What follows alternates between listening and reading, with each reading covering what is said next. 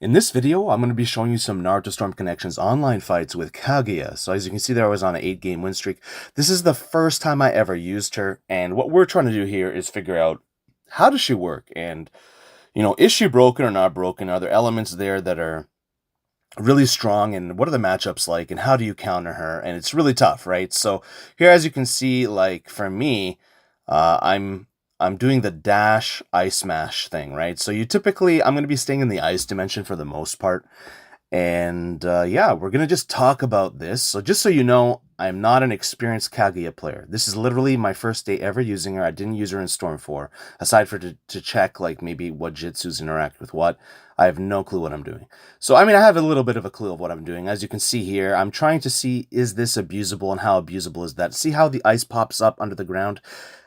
It is independent on its own. Once you summon it, it does its own thing and it's invincible. See how I instantly beat him? I instantly beat him with this dash mash ice thing. Now, it's not going to work every time, but it is really reliable and it is really good. There is some counterplay. You can learn to play against it eventually with the right counters. Certain characters, actually, like PTS Rock Lee, for instance, War Toby, counter this playstyle. I'll explain that more later and why that is, but see what I'm doing there, dash mash, dash mash. And the reason why that's crazy is it does damage resets. Look at his health. Look at his health. That was all from that dash mash, right? Now, of course, at the highest level, which we've seen Playco play at so far, with this character, you actually want to use square button combos and use her ice jutsu sometimes as well to do different things. I can talk about that more later, but I want to just explore the brokenness of this because, like, even when I was first looking at it, I didn't even see what was going on. I didn't understand what was going on, so a lot of you won't also understand unless I just break it down from the beginning here. So the lightning bolt helps a lot as well to deny certain space and to confirm certain parts of Kaguya's kit. So there, as you can see, I actually continued the ice combo. The other ice came out, the thing that comes like a train through the map, like all the ice, forward. That, you want to do that sometimes as well. It's entirely not clear to me when you should do what exactly, but as I played more and more, it became more and more clear what I should and shouldn't do. See, because like, there's certain things they can do, like they can defend against it and they can jump block back, they can sidestep if you want to know how to counter. But you see there, the walk tech didn't work. The ice comes out. Like I said, she's a pseudo-puppet. So years ago, I was telling people in Storm 4 that Taiyo was a pseudo-puppet, and a lot of people laughed at me. A lot of the puppet community attacked me, which that's fine, they can, but it doesn't look good on them because now they're actually saying she's a puppet. When she's not even a puppet, she's a pseudo-puppet. Yes, she's technically a puppet. So the nuance is really important there, right? So we have to maybe try to listen to each other instead of just attacking each other because it brings everyone back into the Stone Age, right? Like, you have to understand I'm not your enemy, even though I like two-man teams, even though I like fair play and I have certain philosophies that other people may not have. There's always a room for this meta play style, right? There's always, no one's going to take that away from you unless the characters are taken away. And that's not on us, that's on Bandai. If Bandai wants this character in the game, then you have to understand that when you play, you might fight against her. And the reason why I'm doing all this with Kaguya is I want people to understand how she works instead of to just say she's broken, you're cheating, whatever. I want you to understand how to interact with her and how to play with her, or even if you can. And some things you can't interact with, and some things you can. So, I'm trying my best here to, just educate everyone as much as I can. And, sometimes I get it wrong and I'm just trying to learn. So it's just funny, though. There's so many times where I've said things in the past where people will literally attack me or argue with me when I'm not wrong even, but they just don't like what I'm saying. But then eventually they adopt those things and no one says, "Hey, Fear, sorry we attacked you," or "Hey, Fear, you were right." But now, the following that we have here is so big, and there's so many intelligent people here, and so many people of character, and so many skilled players on this channel now that follow this channel, that we're kind of past that. It's water under the bridge. Whatever happened in the past happened. But now you understand how I am, right? Even if you have different philosophies than me, even if you don't like me or don't agree with me sometimes, everyone knows that, I'm pretty honest here. I'm not going to lie to you, and in the end, I'm just a fan as much as you are. I just enjoy the game slightly differently. So let's get back into this brokenness of this character and let's see what happens. So here I'm testing, right? When you switch dimensions, see that? She literally phased through. She has a Kamui, something like a Kamui. So if you do it properly, she can basically just avoid all projectile jitsus. Karen, it doesn't work for something like Karen's perfume spray, but it works for like fireballs and projectiles. Pretty much anything. Maybe even a chakra blade, like dissection blade. These kind of things. So it's very important to understand that when she switches, she can has invincibility and she can avoid everything without taking damage. And then the other thing is the square button jitsu or the alternate jitsu.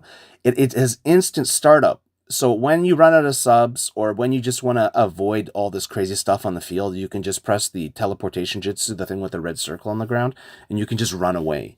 Or you can dodge everything and just leave, right? And then that's a really cool entry where you XX forward, ninja dash, and then you can switch. It's really, really interesting and kind of fun to do.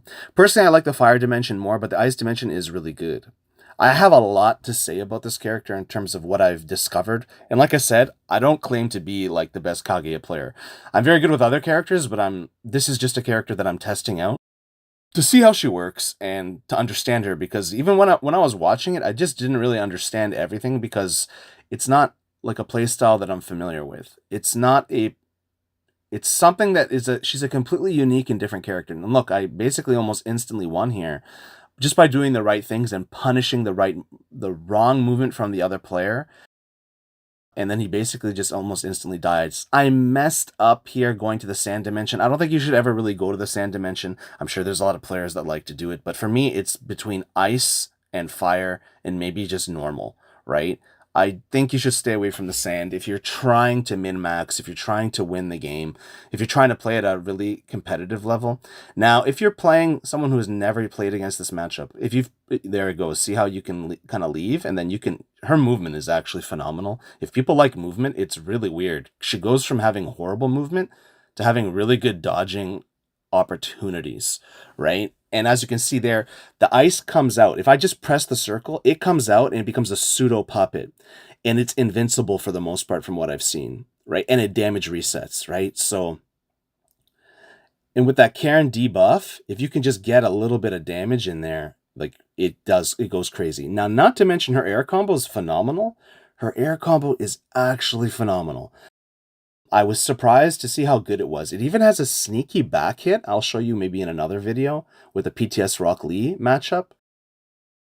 But yeah, look at this. Look at the damage. Like, where did all his health go? I'm like almost perfecting him here. There I messed up. I didn't use the Karen support properly.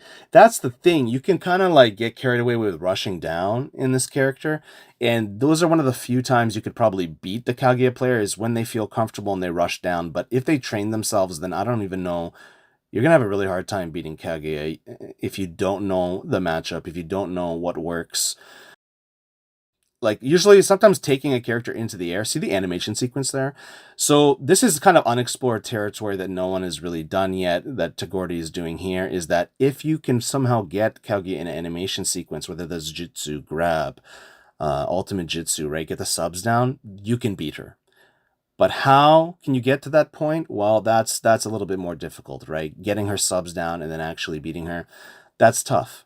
He's got me here. I think this could be good for him here. Okay, we got our subs back.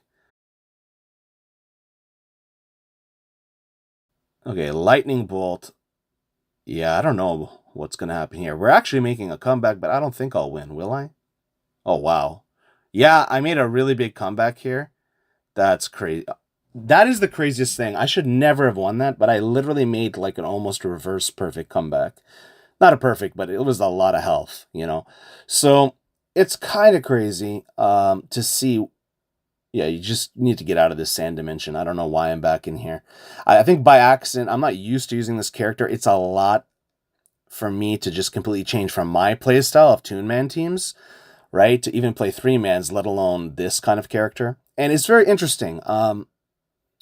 I don't think you're going to necessarily see like, hundreds of people playing this character because it does take skill to play. It still takes skill to play. And then in her awakening, she's actually a threat because you just get more of the first stuff. Her stats get boosted, right? Her stats get boosted and you just get more of what she normally does. So the awakening is actually dangerous, but not because it changes how she is, but it just gives her more priority and more damage and more everything. It's pretty good. So here we just explored the the brokenness here of Kaguya as best as we could. Hopefully you learned something about this character and how to play against her.